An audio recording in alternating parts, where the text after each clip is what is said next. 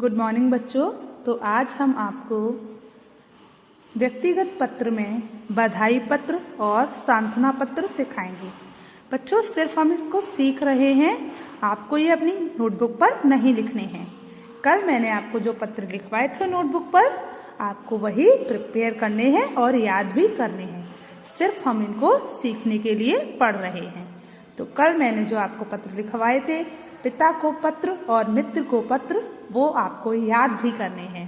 Okay, तो आज हम क्या पढ़ेंगे? आज हम बधाई पत्र, सांत्वना पत्र और प्रार्थना पत्र क्या होता है ये सीखेंगे। तो चलिए, तो कल मैंने आपको 2 पत्र लिखने सिखाए थे, पिता को पत्र और मित्र को पत्र, जो कि आपको आपकी नोटबुक में भी लिखने थे।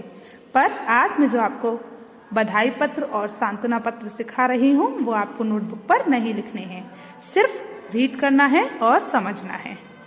तो देखिए, जैसे कल हमने मित्र को पत्र लिखा था, ऐसे ही हमारा जो 3rd नंबर का पत्र है वो है बधाई पत्र।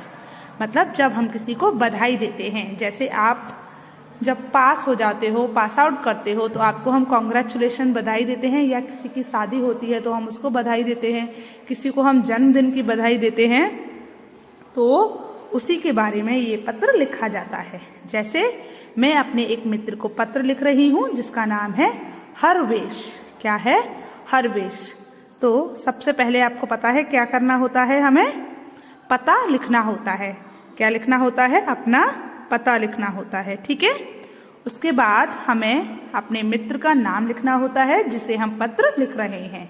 तो मैं यहाँ कौन से मित्र को पत्र लिख रही हूँ? जिसका नाम क्या है? हरवेश। तो मैं हरवेश को पत्र लिख रही हूँ। तो प्रिय मित्र हरवेश, नमस्कार। प्रिय मित्र हरवेश, नमस्कार। मुझे तुम्हारा कल पत्र मिला, पढ़कर अत्यंत प्रसन्नता हुई कि तुम प्रथम श्रेणी में उत्तीर्ण हो गए हो। मुझे कल क्या मिला? तुम्हारा पत्र मिला, जिसको पढ़कर मुझे बहुत अच्छा लगा और ये जानकर बहुत ज़्यादा खुशी हुई कि तुम फर्स्ट आए हो कक्षा में, ठीक है। इस सफलता पर मेरी ओर से हार्दिक बधाई स्वीकार करो। इस सफलता पर मेरी हार्दिक बधाई स्वीकार करो। मतलब मैं इस सफलता के लिए तुम्हें बधाई देती हूँ, बहुत बहुत बधाई हो तुमको। इस तरीके से मैं आपको क्या दे रही हूँ? बधाई दे रही हूँ, कॉन्ग्रेचुलेशन बोल रही हूँ। तो इस सफलता पर मेरी ओर से हार्दिक शुभकामनाएं या बहुत बधाई को स्वीकार करो। क्या हुआ? इस सफलता पर मेरी हार्दिक बधाई स्वीकार करो। यह तुम्हारे लिए ही नहीं, मेरे लिए भी गर्व की बात है। यह सिर्फ तुम्हारे लिए नहीं कि तुम प्रथम आए हो, ये मेरे लिए भी गर्व की बात है कि मेरा दोस्त फर्स्ट आया है। मैं ईश्वर से प्रार्थना करता हूँ कि वह तुम्हें इसी प्रकार सफलता प्रदान करे। जो उसका मित्र है वो भगवान से क्या प्रार्थना कर रहा है कि मेरे मित्र को हमेशा इसी तरीके से सफलता दिलाता रहे भगवान। तो मैं ईश्वर से प्रार्थना करता हूँ कि वह तुम्हें इसी प्रकार सफलता प्रदान करे। अपने मम्मी पापा को मेरा प्रणाम कहना। जब जैसे आप भी अपने फ्रेंड के घर जाते हो तो उसके मम्मी पापा को नमस्ते बोलते हो, तो ऐसे ही लेटर में भी उसने क्या किया है? आप अपने मम्मी पापा को क्या कहना? प्रणाम कहना। स्नेह तुम्हारा गौरव, मतलब बड़े प्यार से तुम्हारा दोस्त गौरव। ये पत्र किसने लिखा है? गौरव ने। ये मैंने आपको बताया था, हम जिसको पत्र लिखते हैं उसका नाम ऊपर लिखा जाता है और जो पत्र लिख रहा है उसका नाम नीचे लिखा जाता है। जैसे मैं पत्र लिखूंगी तो मेरा नाम नीचे लिखा जाएगा और मेरी फ्रेंड का नाम ऊपर लिखा जाएगा। ओके, तो बच्चों आपको ये पत्र समझ आया? चलिए अगला देखिए। तो जो हमारा अगला पत्र है वो है सांत्वना पत्र। मतलब किसी के यहाँ कोई प्रॉब्लम हो जाती है, किसी का निधन हो जाता है, तो हम जो सांत्वना देते हैं, सिंपैथी देते हैं, सांत्वना देते हैं, सहानुभूति देते हैं, उसके लिए हम ये पत्र लिख रहे हैं, ठीक है। तो अगला पत्र जो हमारा, हम कौन सा पत्र पढ़ेंगे अब? सांत्वना पत्र। उसमें भी सबसे पहले हम वही एड्रेस लिखते हैं। उसके बाद जिस व्यक्ति को पत्र लिख रहे हैं उसका नाम, प्रिय अजय, कल तुम्हारे पूज्य पिताजी का आस्मायिक निधन का दुखद समाचार मिला। मतलब कल तुम्हारे पिताजी का निधन हो गया, उसका समाचार मुझे मिला। इस दुखद समाचार को पाकर हम सभी हतप्रभ रह गए हैं। मतलब ऐसा समाचार सुनकर हम सभी शॉक्ड हो गए हैं, आश्चर्यचकित हो गए हैं, परेशान हो गए हैं। वे स्वस्थ व्यक्ति थे, मतलब वे तो बहुत स्वस्थ थे, हेल्दी थे, तो फिर उनकी डेथ कैसे हो गई, हम ये सोचकर हतप्रभ हो गए हैं, हतप्रभ हो गए हैं। ठीक है। उन्हें देखकर कोई भी यह नहीं सोच सकता था कि उनका अंत इतना निकट है।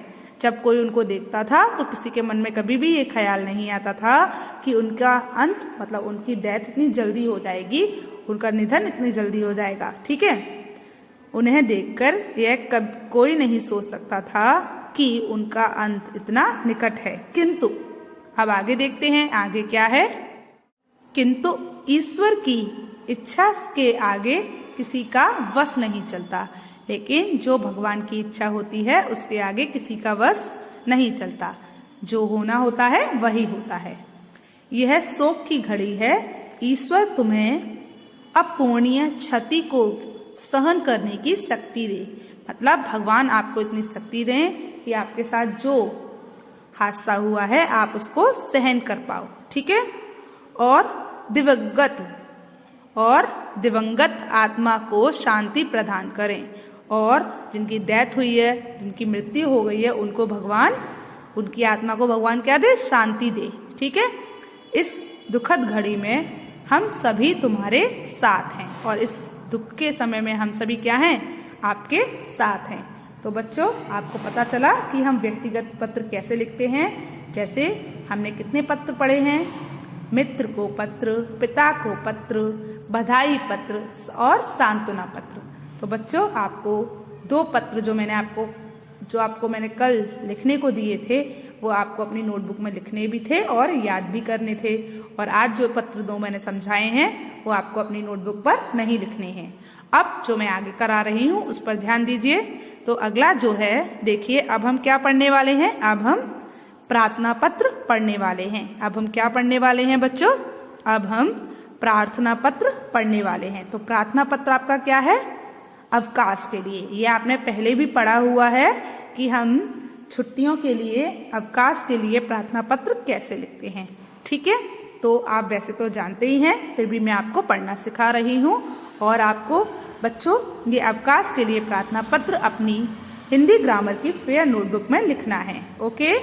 ये सांत्वना पत्र और बधाई पत्र आपको अपनी नोटबुक पर नहीं लिखना है, लेकिन प्रार्थना पत्र में, अवकाश के लिए प्रार्थना पत्र आपको अपनी हिंदी ग्रामर की फेयर नोटबुक में लिखना है। ओके। तो देखिए कैसे लिखते हैं। सबसे पहले जो हमारे पत्र का नाम है वो डालेंगे, अवकाश के लिए प्रार्थना पत्र। फिर उसके बाद जो हमारी सेकंड लाइन होती है उसमें लिखते हैं सेवा में। क्या लिखते हैं, सेवा में। मतलब जिसके लिए लिख रहे हैं उसकी सेवा में ये पत्र है। तो क्या लिखते हैं, सेवा में। फिर श्रीमती प्रधानाचार्य, अगर आपकी प्रधानाचार्य महिला हैं तो आप क्या लिखोगे, श्रीमती प्रधानाचार्य। अगर आपके प्रधानाचार्य पुरुष हैं तो आप लिखेंगे श्रीमान प्रधानाचार्य। और अगर आपकी प्रधानाचार्य कोई महिला है तो आप लिखोगे श्रीमती प्रधानाचार्य। ठीक है। उसके बाद अपने स्कूल का नाम क्या है, Krishna public junior high school. तो सेवा में श्रीमती प्रधानाचार्य जी, Krishna public junior high school, हम जिस स्कूल में पढ़ते हैं उसका नाम। तो सबसे पहले हम क्या लिखेंगे, हमारा जो शीर्षक है, हम किसके लिए कोई पत्र लिख रहे हैं वो लिखेंगे। तो हम पत्र किसके लिए लिख रहे हैं, अवकाश के लिए। तो अवकाश के लिए पत्र सबसे पहले हम ये डालेंगे। फिर उसके बाद हमारी जो थर्ड लाइन होगी उसमें हम लिखेंगे सेवा में। फिर डालेंगे श्रीमान प्रधानाचार्य या फिर श्रीमती प्रधानाचार्य। अगर आपकी जो प्रिंसिपल मैम है तो आप प्रधानाचार्य लिखेंगे, और अगर आपके प्रिंसिपल सर हैं तो आप प्रधानाचार्य। ठीक है। तो सेवा में श्रीमती प्रधानाचार्य जी, अपने स्कूल का नाम, हमारे स्कूल का नाम क्या है, Krishna public junior high school. तो वही डालेंगे। तो 3 चीज आपको समझ में आई, पहले सेवा में, फिर श्रीमती प्रधानाचार्य जी, Krishna public junior high school, फिर अपने शहर का नाम।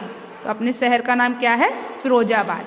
तो सेवा में श्रीमती प्रधानाचार्य जी, Krishna public junior high school, Firozabad. अब आगे मान्यवर, ठीक है, क्या लिखना है? मान्यवर। उसके बाद सविनय निवेदन यह है कि मैं कल रात से ज्वर से पीड़ित हूँ। सविनय निवेदन क्या है? कि मैं कल रात से ज्वर से पीड़ित हूँ, मतलब कल रात से मुझे बुखार आ रहा है और मैं बुखार से पीड़ित हूँ। शरीर में पीड़ित हूँ, मतलब शरीर में पीड़ा हो रही है, परेशानी हो रही है। शरीर में पीड़ा और बेचैनी है। शरीर में अंदर क्या है? पीड़ा और बेचैनी है, मतलब दर्द और परेशानी हो रही है। डॉक्टर ने मुझे 3 दिन तक पूर्ण विश्राम करने की सलाह दी है। डॉक्टर ने क्या कहा है? कि तुम्हें 3 दिन तक पूरी तरीके से आराम करना है। डॉक्टर ने मुझे 3 दिन तक पूर्ण विश्राम करने की सलाह दी है, अतः आप मुझे 3 दिन का अवकाश प्रदान करने की कृपा करें। अतः आप क्या करें? आप मुझे 3 दिन का अवकाश प्रदान करने की कृपा करें। सधन्यवाद, क्या लिखना है उसके बाद? सधन्यवाद। फिर आपका आज्ञाकारी शिष्य, आप इसको राइट साइड में लिखेंगे। क्या लिखोगे? आपका आज्ञाकारी शिष्य। यहाँ पर लिखा है पवन शर्मा, जहाँ पर क्या लिखना है? आपको अपना नाम लिखना है। किसका नाम लिखना है बच्चों? अपना नाम, ठीक है। तो आपका आज्ञाकारी शिष्य, यहाँ पर अपना नाम लिखिए। फिर यहाँ पर आप जिस क्लास में पढ़ते हो उस कक्षा का नाम लिखिए और यहाँ पर आपको दिनांक लिखनी है। क्या लिखनी है? दिनांक लिखनी है। एक बार फिर से समझा देती हूँ इसको। तो सबसे पहले आप क्या डालेंगे? जो भी जिस विषय में आप पत्र लिख रहे हो वो अवकाश के लिए प्रार्थना पत्र, ठीक है। उस पर उसके बाद सेवा में लेफ्ट साइड लिखेंगे, सेवा में श्रीमती प्रधानाचार्य जी, Krishna public junior high school, Firozabad. मान्यवर, सविनय निवेदन यह है कि मैं कल रात से ज्वर से पीड़ित हूँ। ये वाली लाइन आप मत लिखिएगा। शरीर में पीड़ा और बेचैनी है। बुखार से पीड़ित हूँ, इसीलिए शरीर में क्या है? पीड़ा और बेचैनी है। डॉक्टर ने मुझे 3 दिन तक पूर्ण विश्राम करने की सलाह दी है, अतः आप मुझे 3 दिन का अवकाश प्रदान करने की कृपा करें। अतः आप मुझे 3 दिन का अवकाश प्रदान करने की कृपा करें। आपका आज्ञाकारी शिष्य, फिर अपना नाम, फिर अपनी कक्षा, इधर दिनांक, जिस दिन आप ये पत्र लिख रहे हो। तो बच्चों, आपको अवकाश के लिए प्रार्थना पत्र लिखना आया। तो आज आपको होमवर्क में क्या करना है? आज आपको होमवर्क में हिंदी ग्रामर की फेयर नोटबुक में एक पत्र लिखना है। कौन सा? अवकाश के लिए प्रार्थना पत्र, ठीक है। तो बच्चों, आज का आपका होमवर्क क्या है? आज आपको हिंदी ग्रामर में प्रार्थना पत्र में अवकाश के लिए प्रार्थना पत्र लिखना है। ओके, तो आज आपको हिंदी ग्रामर में अवकाश के लिए प्रार्थना पत्र लिखना है, साफ साफ और सुंदर राइटिंग में। ओके, तो आज के लिए बस इतना ही। चलिए, गुड बाय।